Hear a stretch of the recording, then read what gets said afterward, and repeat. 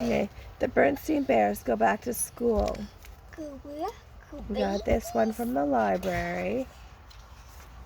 So it's kind of nice because it's kind of cool and it's big. Look at that. Look at those big pictures. Beautiful book. Bigger than the regular ones. When summer ends and the air turns cool, the time has come to go back to school. Sister and brother bear, all clean and neat, wait at the bus stop just up the street. Cousin Fred and Lizzie are waiting there too, with some kindergartens for them. This is new. Oh, the kindergartens are going to school. When down the road comes a big orange bus, and there at the wheel is bus driver Gus. The bus slows down with its lights flash red. Now brother and sister and Lizzie and Fred all climb aboard. They're on their way to Bear Country School on this special first day.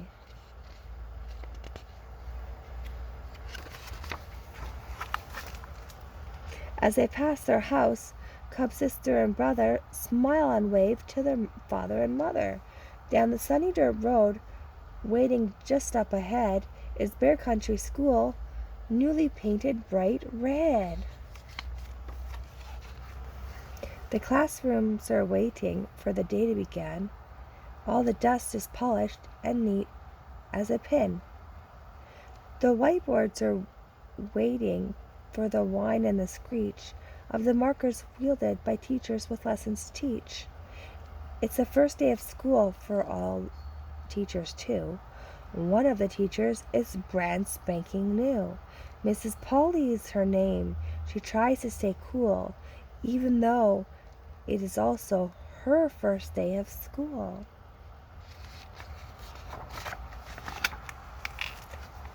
And now here they come, right up the schoolhouse drive.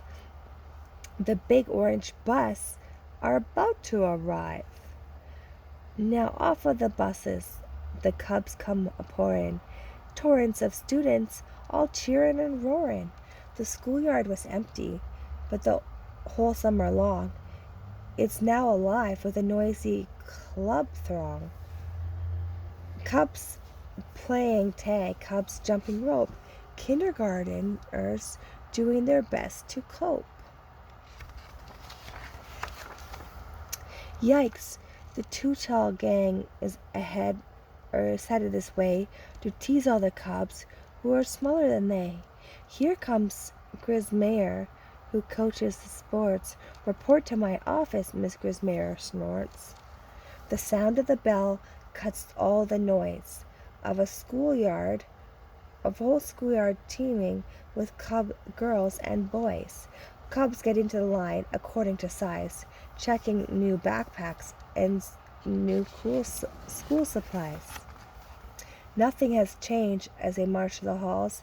The very same pictures still hang on the walls. The principal's bench where naughty cubs wait, sitting so quietly awaiting their fate.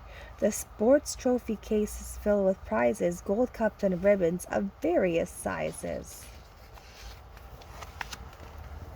There's Teacher Jane greeting her new class, welcoming every cub, lad and lass.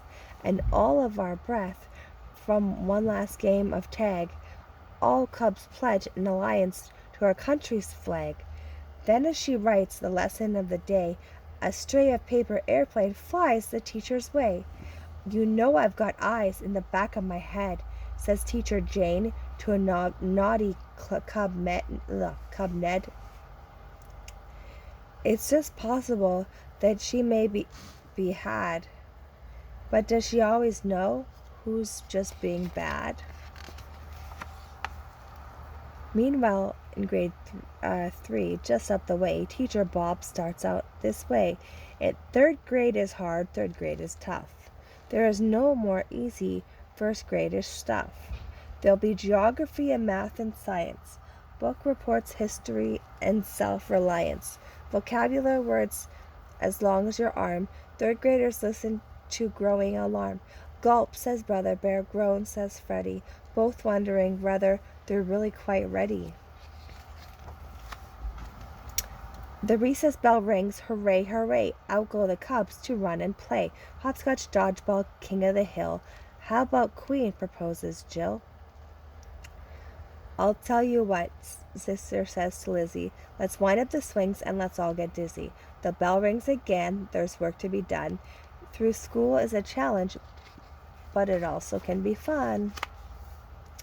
Before long comes the ring of the closing bell. Both cubs and teachers have done pretty well. Cubs hop on the bus at the end of the day. Heading home, the bus knows the way.